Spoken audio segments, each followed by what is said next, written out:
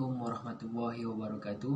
Nama saya Muhammad Asif bin Muhammad Fahmi bersama dua orang lagi rakan saya, iaitu Muhammad Hafiz Firdaus bin Cik Rashid dan Muhammad Adam bin Roslan. Kami akan menerangkan tentang gaya penulisan yang ada di dalam novel yang kami kaji, iaitu novel Kerana Syurga Bukan Percuma. Awalnya, saya akan menerangkan tentang isi kandungan yang terdapat di dalam slide kami sebentar lagi. Untuk yang pertama, kami akan menerangkan sinopsis tentang novel ini, dan seterusnya jenis-jenis wacana, apakah yang dimaksudkan dengan wacana tulisan, apakah yang dimaksudkan dengan naratif, apakah yang ada di dalam naratif itu, ataupun ciri-ciri naratif itu, apakah yang dimaksudkan dengan gaya penulisan, dan kami akan memberikan dalam setiap gaya penulisan tersebut kami akan meletakkan contoh-contoh yang ada di dalam novel ini yang kami kajilah.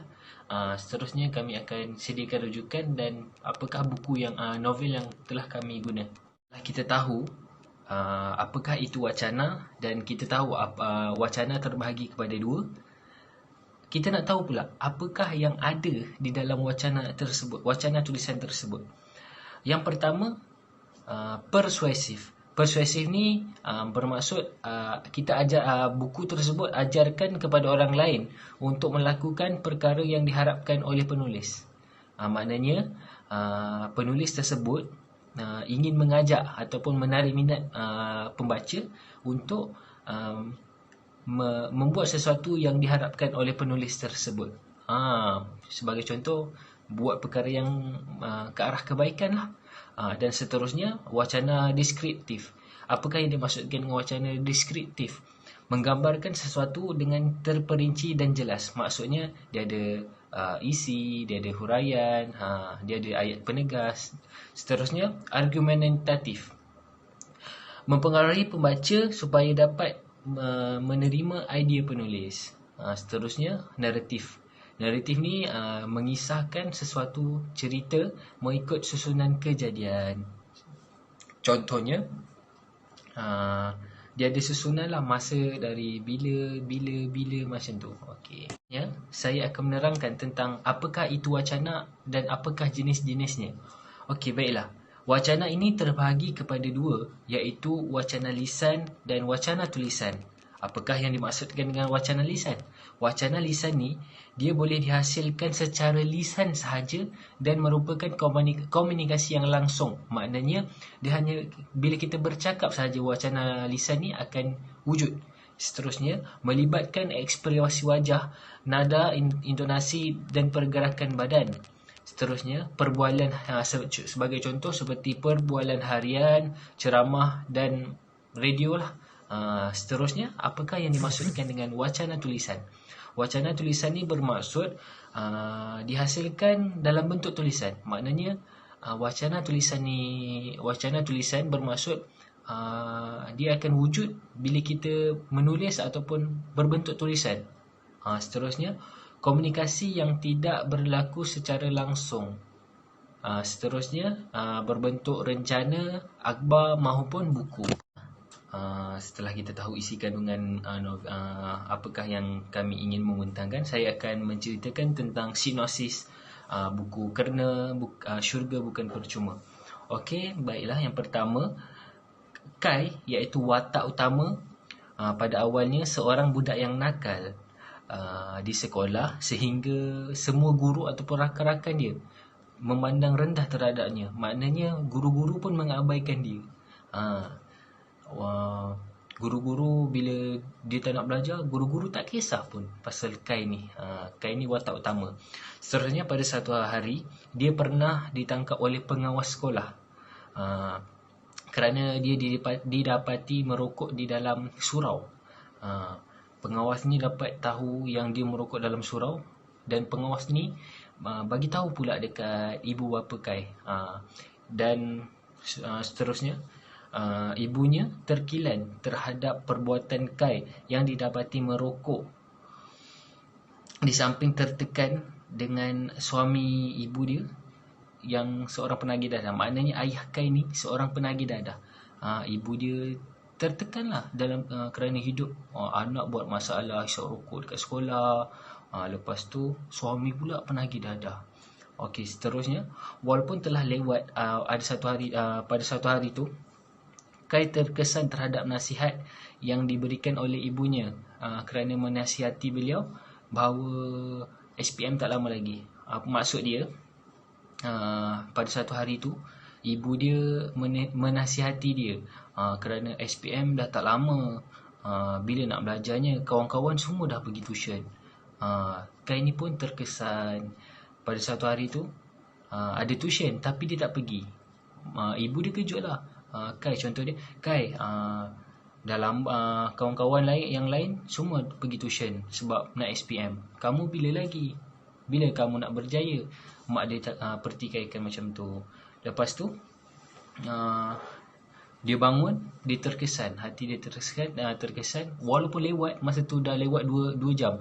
Kelas dia start pukul 8.30 dan dia pergi kelas tuition tu, kelas tambahan tu pukul 10.30. Walaupun dia lambat, dia tetap pergi. Sewaktu dia sampai di kelas, setibanya dia di kelas, guru dia pada masa itu dengan kawan-kawan dia terkejut lah sebab dia tak pernah pun pergi kelas tuition. Sebab dia tersedar akan nasihat ibu dia pergi juga. Lepas tu bila dia pergi, macam kita lah, kita dah tak pergi 2 jam, tak masuk kelas 2 jam, tetapi kita nak tahu apa yang orang lain belajar, kita tanya cikgu kita tanya. Lepas tu guru dia pun macam marah lah dengan dia. Marah, kamu ni dah lah lewat, lepas tu kamu ketinggalan. Lepas tu dia pun terasa, dia keluar daripada kelas tu, dia pergi ke surau untuk muhasabah diri dia. Sewaktu dia sampai di surau tu, dia tunjuklah perasaan marah dia nak lepaskan perasaan marah dia. Ada seorang hamba Allah ni yang diberi nama sebagai Abang Surau. Abang Surau ni jumpa dia, menasihati dia. Lepas tu abang tu nasihat dia kenapa. Abang tu tanya tanpa erti penat lelah. Abang tu tanya. Lepas tu dalam masa yang panjang, tempoh masa yang panjang, Kai dengan Abang Surau ni pun berkawan, kawan-kawan. Abang ni selalu menasihati Kai untuk mencari redha Allah. Seterusnya, pada satu hari tu, Kai ni betul-betul berubah. Bukan dia berubah sebab abang ni macam selalu bagi nasihat dia supaya ingat Allah kan. Sampailah Kai ni pun rajin untuk pergi qiyamulai. Lepas tu bila dia dah rajin semua tu, dia pula yang memberi nasihat terhadap abang yang pernah menasihati dia sewaktu dia berada di bawah. Dia pula yang menasihati abang tu. Sewaktu lepas tu akhir sekali, sewaktu dia tengah baik dengan abang tu, dia pergi qiyamulai bersama-sama. Dan pada satu hari tu ada kejadian yang mana surau yang mereka sedang berqiyamulai tu terbakar. Abang tu sempat tolong Kai ni sebab abang tu ingat yang Kai adalah hidup mati dia. Abang tu sempat tolong Kai, tapi abang tu tak sempat selamatkan diri dia. Itu saja sinopsis kita.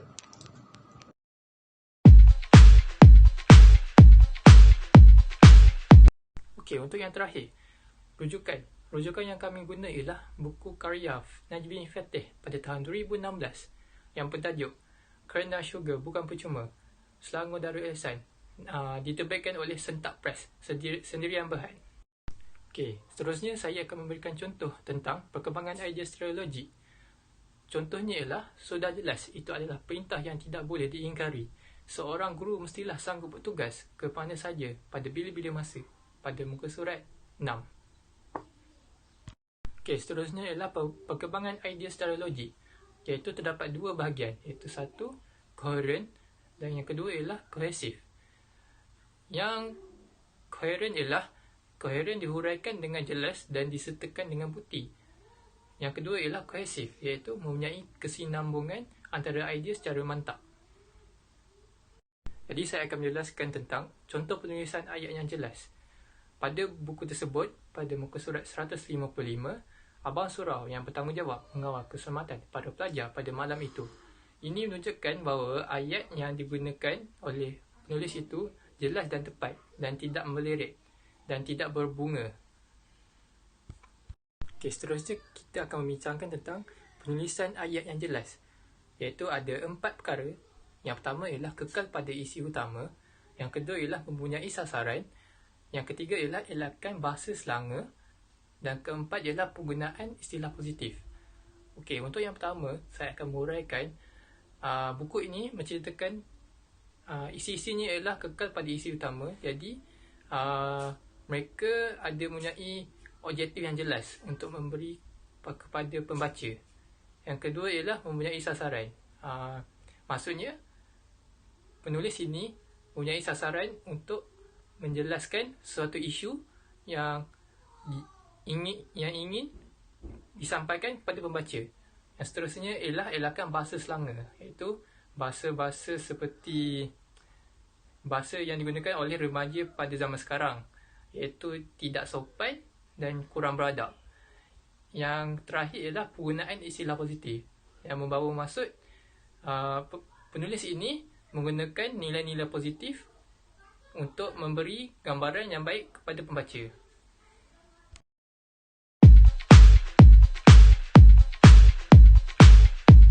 Assalamualaikum warahmatullahi taala wabarakatuh. Jadi bagi menyambung pembintangan oleh rakan-rakan saya akan menerangkan tentang contoh berdasarkan novel tersebut. Terdapat 4 bahagian dalam contoh novel tersebut, iaitu yang pertama persuasif, yang kedua deskriptif, yang ketiga argumentatif, dan yang keempat naratif. Okey, bagi yang persuasif, dia dari syurga, layak ke aku dapat? Nama pun dari syurga, mestilah kena masuk syurga dulu, pada muka surat 20. Apabila seorang hamba itu ingin bertaubat kepada penciptanya, langsung tiada tembok penghalang antara dia dengan Tuhannya, melainkan dia sendiri yang mencipta tembok tersebut dengan berbagai-bagai alasan, pada muka surat 129. Dan seterusnya deskriptif. Dia terus menyelak helaian demi helaian buku tersebut, sehinggalah matanya tertangkap pada satu tajuk yang menarik minatnya untuk membaca dengan lebih teliti. Kai menjeling gurunya tajam. Ketika itu, Miss Aisyah dapat melihat dengan jelas bibir Kai yang pecah. Marahnya yang tergelak tak terpendam. Muka surat 21. Seterusnya bagi bahagian argumentatif, aku rasa aku kena nikah. Aku tak nak lemas dalam lautan zina. Ya, aku tahu. Walaupun aku tak berzina, tapi aku mendekati zina. Pada muka surat 142. Seterusnya naratif. Selesai solat duha, Kai melipat sejadah yang digunakan dan meletakkannya kembali ke tempat asal. Kai rasa lain. Pada muka surat 15. Kai melipat dengan bajunya kemas-kemas. Dia memejamkan matanya dan berfikir. Beberapa saat kemudian, dia membuka kembal matanya lalu bertanya. Pada muka surat 140.